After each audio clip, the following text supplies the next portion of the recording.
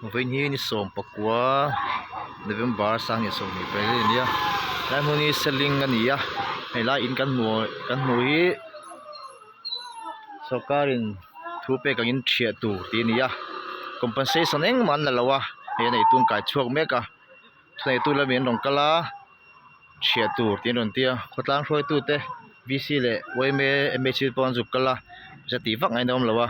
en khoi thak hle mai ten bungwan thia chu saka compensation eng man pe lawa thia tu anon ti a en an thia don ni mai ya nei tu te rong kala he te nom deuh veka nei tu te po zin mi chang ka thada ufurang lai kwal hi selling tui khur kwal bul kong lak an sot kat ta khania lai di nia ha telaman thu nei tu te nia solang pa son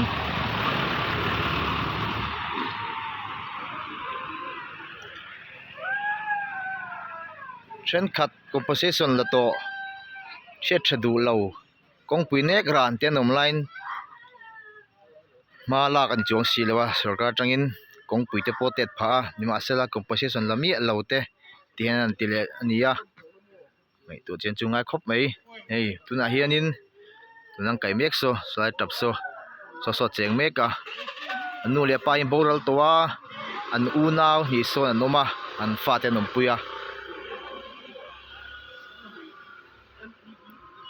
saikon rimal wang khanin kom thang hi me thlavel khanin tui ho khan hor deu wangin a u naw dang te chu khilam pang selling kon lam pang anoma anu paber so ti hana cheng a in nga khen a cheng sia sarkar lam tang le se tu lam tang chonin special case ania compensation te point lak khuna kan thiat thayang an ti ani ma silai voinia notification pelem lawin sarkar lam tangin tu nei tu ten rong kala tian thia tu ron tia ta nia patlang lam tang pon ti nok ai lam lo khop mai te lam pang so thei tu ten nia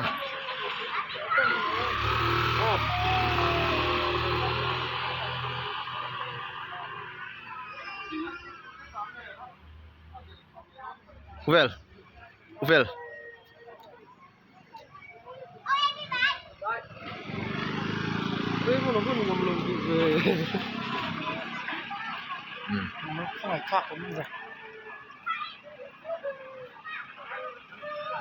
kan polis te hian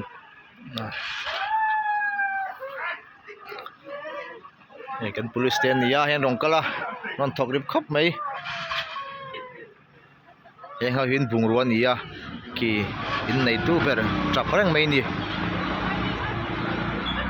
ngai tu sakang an tian ngai tu thei si lawa compensation hi den thia ta nia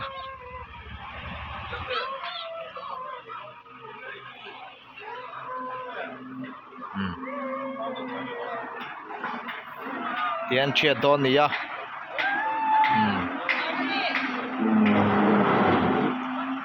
compensation pakhat man la lo ni tian an thias lui sak don ani arilu na thla khop mai thil hi chu a fair lo thina ni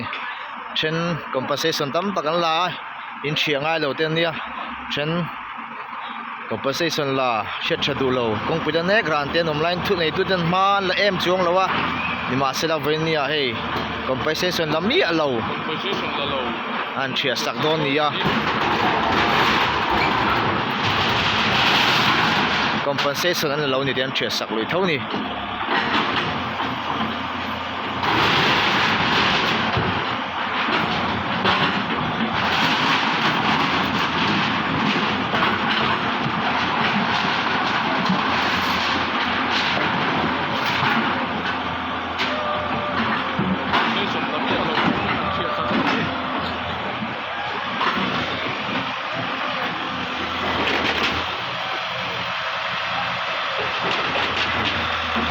kita pakhianin company lample DC changa local te ania company media sa DC changa local te ania mi taki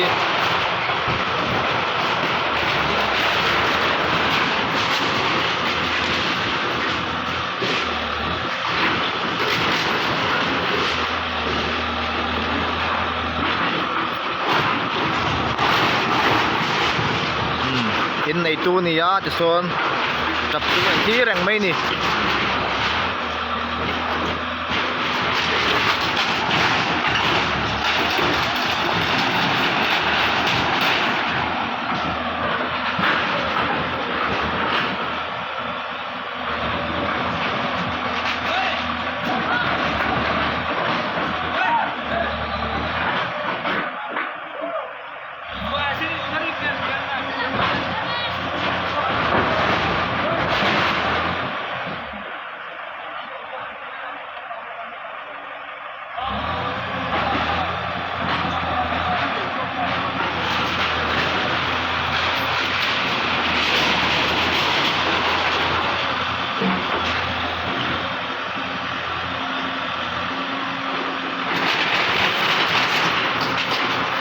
Romol var keng son it nu ni ya kalak nei atuna paso eng dewa lang fiat nei lo dewa bungruan khiar chho saka yanin enin chia sak mon mol mai ni ti hian khong e akalang ti pon ngai to chong lawa thunei tu te changin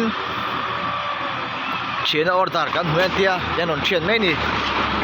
ya kana tu chu khotlang lampai ka ngai tu sak to mai nga atu langin visit nen po chu ni se he tiang tu chu ni lo deu ni ro re le chu rol khai lo deu ni